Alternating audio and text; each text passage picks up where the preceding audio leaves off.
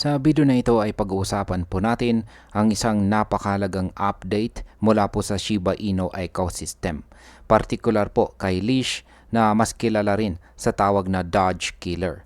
Inannounce po ng top developer na si Calderia ang nalalapit na Leash version 2 migration.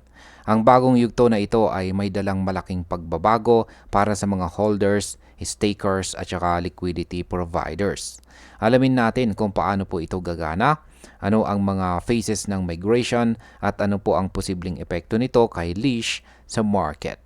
Kaya yan, bago po tayo magpatuloy ay pakibasa na lamang po muna ang disclaimer dito po sa ibaba ng ating screen.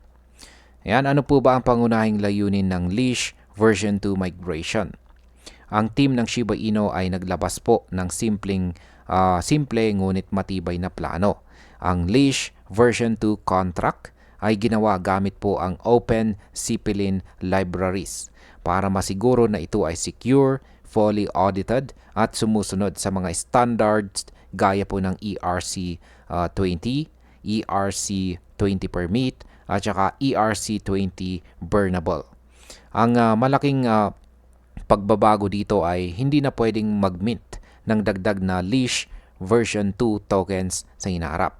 Lahat ng supply ay pre-minted na at nakalock sa isang multi-sig wallet.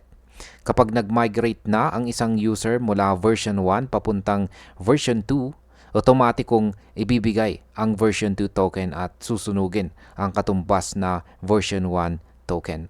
Kaya sa market impact, dahil limitado na ang supply at hindi na pwedeng magdagdag pa, nagiging mas scarce ang Leash version 2. Sa teorya, ang scarcity na ito ay makakatulong para suportahan po ang presyo kung tataas ang demand. Ngayon ay paano naman po hahatiin ang migration? Ang migration ay idadaan po sa tatlong phases para masiguro na walang maiiwang users at protektado ang mga pondo ng lahat. Yan ang phase 1. Dito sa phase 1, direct migration po ito para sa mga individual holders, stakers ng V-Leash at saka X-Leash, pati po liquidity providers sa Uniswap version 2 at saka ShibaSwap version 1. Yan, dito naman po sa phase 2, nakalaan para sa Uniswap version 3 at saka ShibaSwap version 2 liquidity providers. Gagamit po sila ng snapshot at saka proof of withdrawal system para maiwasan po ang pagkawala ng funds. Sa phase 3, yan ay para naman po sa bridge users at saka Shibarium participants, kung saan magkakaroon po ng 1:1 swap para sa native Shibarium Leash. Sa market impact, ang phase rollout ay nagdudulot po ng tiwala at saka transparency. Kapag naging maayos po ang unang phase, tataas po ang confidence ng community at posibleng magkaroon ng recovery sa presyo ng Leash. Ngunit kung may aberya, maaari pong lumala ang negative sentiment. Ngayon ay ano po ang dapat gawin ng mga holders bago ang migration?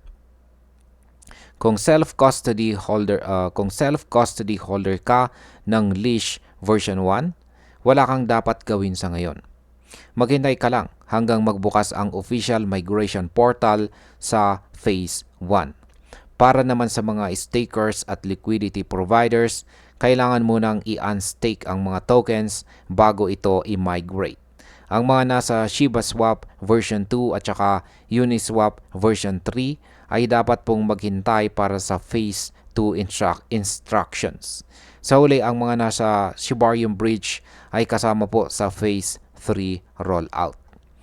Yan, ang possible market impact po dito ay kung maging maayos at madaling sundan ang migration process, makikita po ito ng market bilang positive step at posibleng magdulot ng gradual recovery ng presyo. Ngayon ay ano po ba ang kalagayan ng presyo ni Leash sa ngayon? Yan, si Leash ay kasalukuyang nagtitrade po sa presyo na $25.69. Sa kasamaang palad, bumagsak po siya ng higit 85% nitong nakaraang buwan at halos 99% mula sa kanyang all-time high na $8,983,000. Ang matinding pagbagsak na ito ay nagpapakita na marami pong investors ang nagbenta or nawalan ng tiwala. Subalit kung magiging matagumpay po ang Leash version 2 migration, maaring ito po ang simula ng bagong yugto para sa kanyang market performance. Kaya sa market impact, kapag nagtagumpay po ang migration at nakumbinsi ang market na mas secure at saka mas transparent ang bagong sistema, posibleng makakita po tayo ng rebound. Pero kung magkaroon po ng delay o issue, maaring manatiling mababa ang presyo ni Leash. Bilang panghuli, ang Leash version 2 migration ay isa pong mahalagang hakbang para sa ecosystem ni Shiba Inu. Ang kanyang disenyo na walang dagdag na minting, may full audit at may maingat na migration plan ay nagbibigay po ng matinding assurance sa mga holders.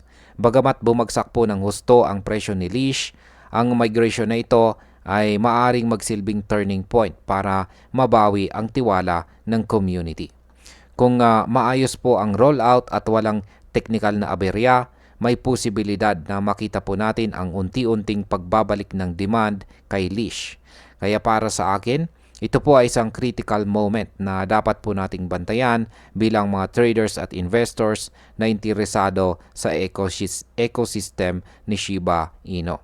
At ayan, hanggang dito na lamang po tayo sa video na ito mga ka-crypto. Marami pong salamat sa panonood. Ingat po tayo lagi at God bless po sa ating lahat.